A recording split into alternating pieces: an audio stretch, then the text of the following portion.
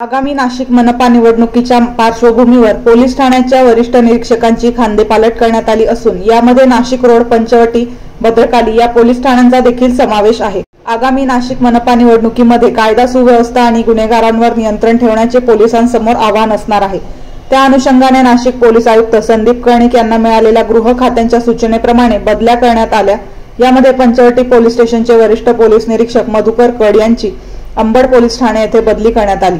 Bhadrakali police ठाण्याचे गजेंद्र पाटील यांची पंचवटी, अंबड येथील राकेश चौधरी यांची भद्रकाली पोलीस ठाणे, उपनगर पोलीस ठाणे येथून जितेंद्र सपकाळे यांची नाशिक रोड येथे बदली करण्यात आली।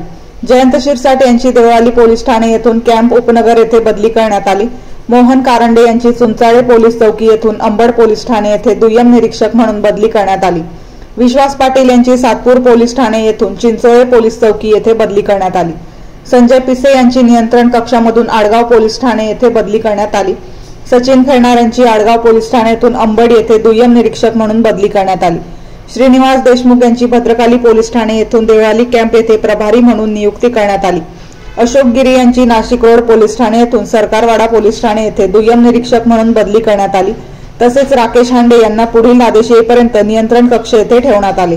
पोलीस ठाण्यांच्या वरिष्ठ निरीक्षकांच्या बदल्या या वरिष्ठांच्या आदेशाप्रमाणे झाल्या असल्या तरी या बदल्यांमध्ये राजकीय हस्तक्षेप झाल्याची चर्चा पोलीस दलात सुरू असून भद्रकाली, पंचवटी, नाशिक रोड या महत्त्वाच्या पोलीस ठाण्यांमध्ये पोलीस कर्मचाऱ्यांमध्ये मोक्याच्या जागी मिळवण्यासाठी प्रचंड स्पर्धा बघण्यास मिळत आहे।